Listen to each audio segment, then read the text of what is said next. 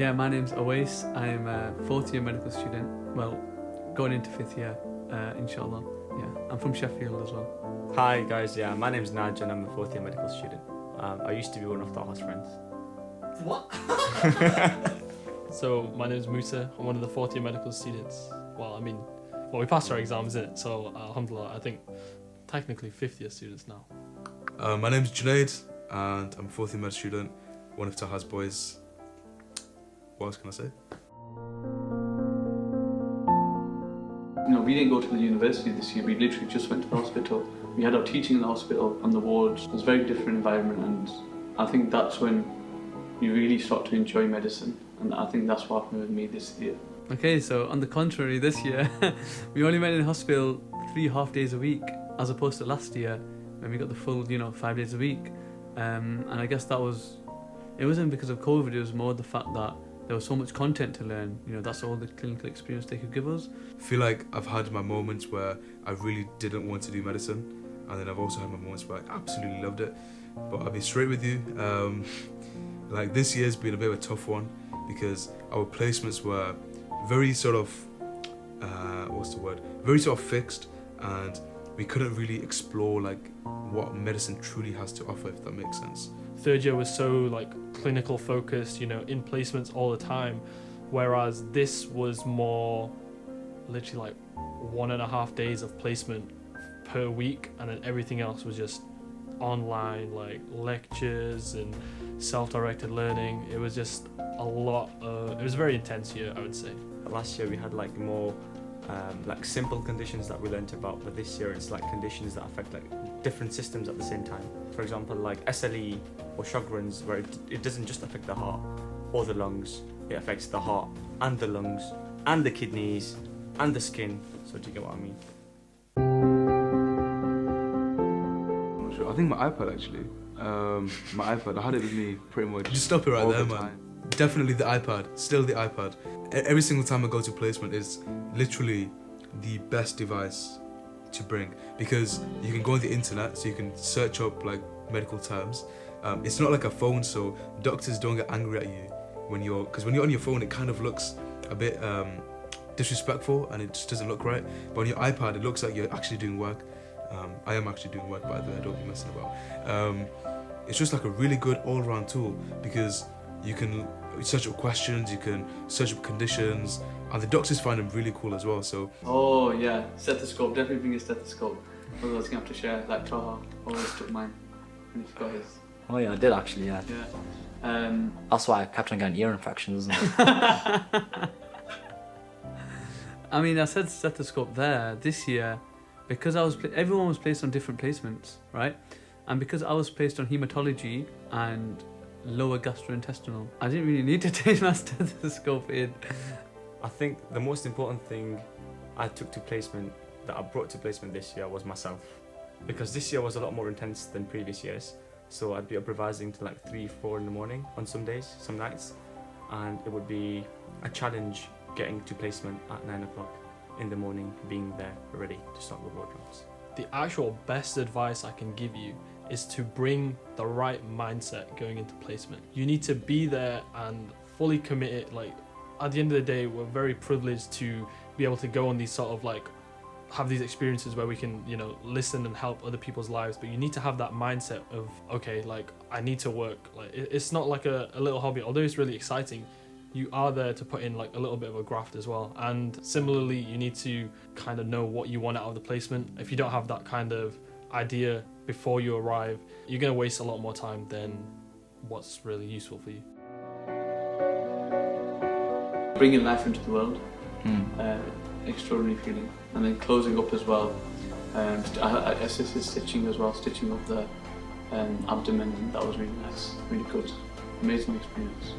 We're doing our student selected components now for this month, and I'm doing transplantation surgery. One thing that was really nice is seeing sort of the open surgery of taking both kidneys out because they were damaged and they were diseased, and they already had a third kidney put in, and it was sort of just big open surgery. You can see all the organs, the liver, and they're just taking them out, and the kidneys were absolutely massive as well. They were literally that big. So that was pretty fascinating, to be honest. Surprisingly enough, the most interesting thing I've seen all year was this morning actually.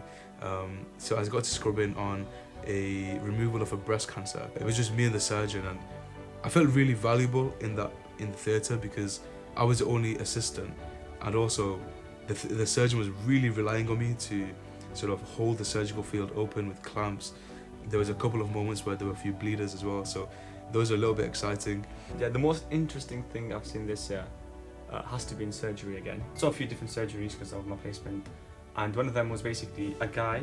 He had a motorbike crash, so he kind of broke the bones in his back. So then he had surgery. He had like metal plates put in his spine to like kind of help fuse them together and stop the fractures from getting worse. But then he was having a lot of problems because of that. So he came into surgery. We opened up all of his back, his spine, and then we removed the plates because they had fused together. So yeah, like I was there, I was scrubbed in, I was like unscrewing the patient. I could see like his spinal cord. It was sick. It was sick. And like the blood kind of like spurted out onto one of the doctors. It was like kind of like proper like Grey's Anatomy type. Like it kind of went, and then everyone's like, oh, whoa, we need to focus on the head again. And like it was funny because I was just sitting on the other side. I just see some blood spurt out, and I'm like, bro, this is crazy.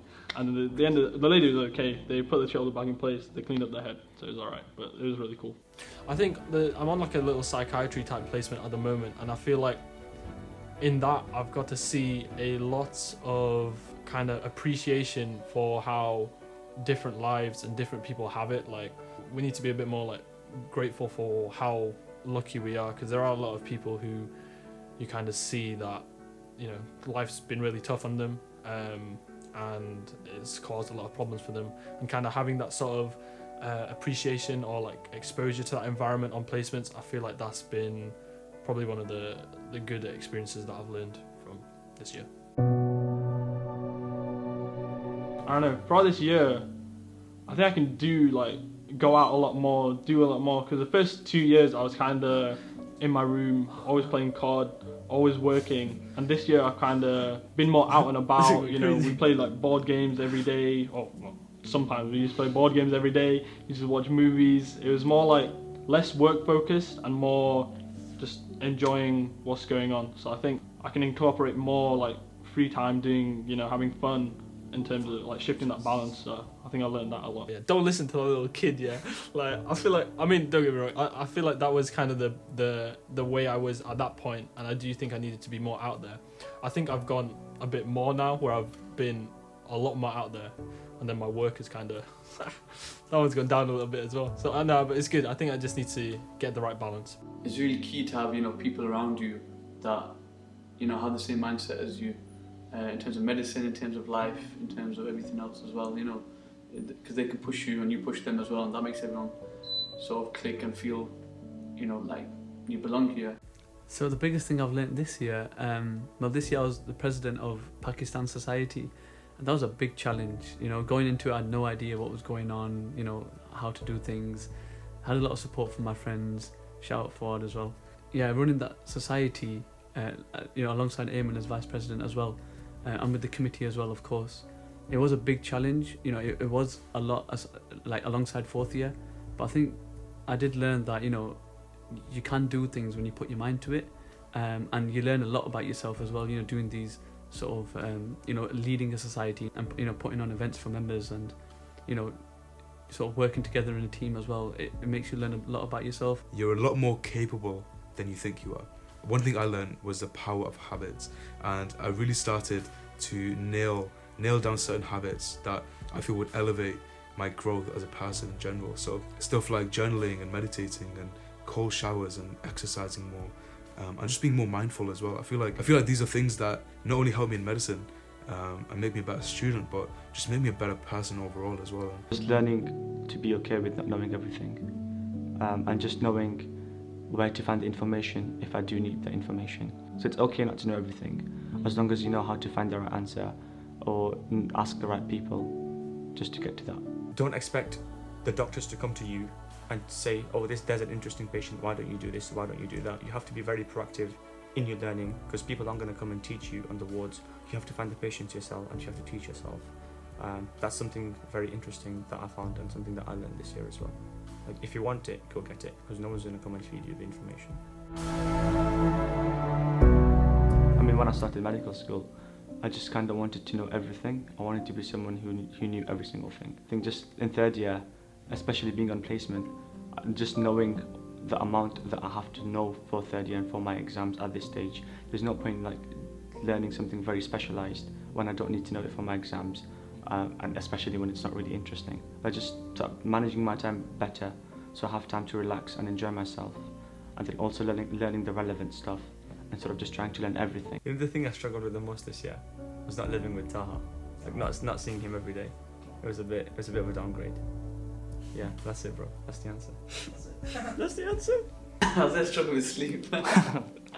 Definitely, prioritize your sleep a lot, because although you can wake up, be tired, but you'd be like, oh, I can have coffee and get through the day. Your learning won't be at its peak. I don't know why I said that, because I don't even like coffee. Definitely, juggling fourth year of medicine with the society. When I look at fourth year, it's always going to be pack sock, and everything that we did. But giving time to your medicine work and your exams, and also giving time to your society as well. I'd say that was the biggest struggle. So I kind of struggled a bit about how I was revising. Maybe I started a bit too early and kind of like peaked and then came down. But definitely going into fourth year, I'm gonna have a little think about how I kind of went about that and try and see what's going on. I think I needed to have a little bit more of a think. The exact same thing happened.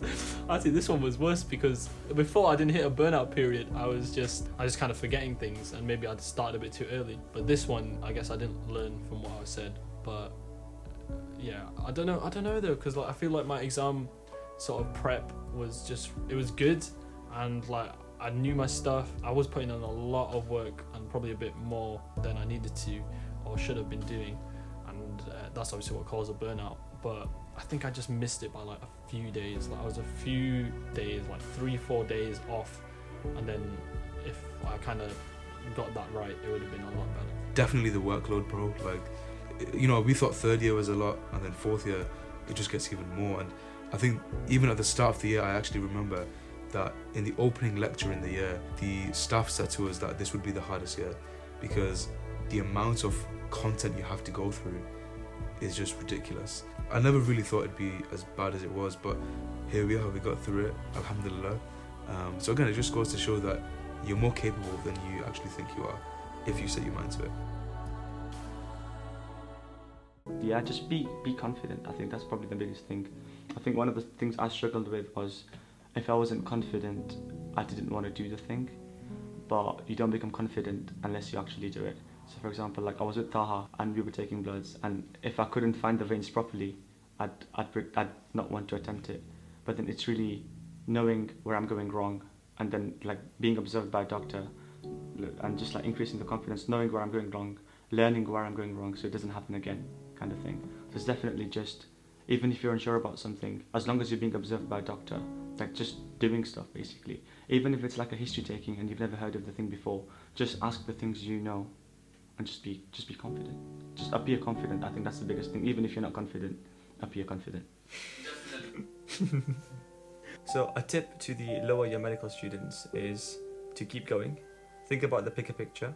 The stresses, the exams, the hard work, the criticism, it's all part of the journey, and it's something that you have to go through, and it's something that helps you grow. So it's something that everyone has to do it. So just embrace it. Don't be scared of it. It's all part of the process. I'd just say try and get as much as you want from that placement. If you go into a placement, especially something that's the same all year round, you want to do different things, right? So ask your consultants, I've seen this, can I do this now with another doctor? Can I see this different thing? In my case, my consultant for the haematology was really nice in terms of she ensured that I looked at lots of different things and it's not the same thing all over again. So yeah, I'd say that as well. Just remember that this isn't a linear journey. As I mentioned, there's going to be ups and there's going to be downs, but you just have to be willing to believe in yourself and actually just believe that you'll make it through to the end. So it isn't going to be plain sailing. Your motivation might dip. You might even want to quit medical school, but just realize that with every hardship comes ease, and you just got to ride it out. Just have full belief that you can do it. And that's the... When things are getting tough, remember look back and see how far you've come, because you will have made a lot of progress. And sometimes I think we can be too harsh on ourselves and not give ourselves the credit that we deserve.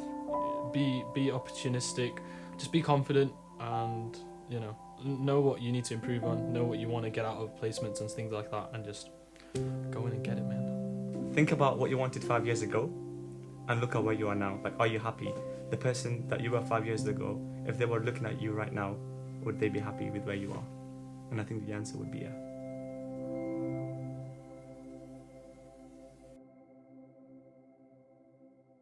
Same time next year? Yeah. It actually will be, wouldn't it? Yeah. That's fun. Thanks, man. Was it good? Yeah, bro, it's sick. Oh, thanks, man. Thanks. Well done. Thanks. You smashed it. Bro, I'm tired, man. I'm tired. Thank you, man. That was really nice. I appreciate that. So much. That was really, really nice. Peace. Oh, deep. Is that it? Yeah, that's it. Is it? Yeah. Ah, thank you. Thanks, guys. Bye. Nice one, bro. And you. Bye. Sick. Why hadn't like people knew before? If you knew me before.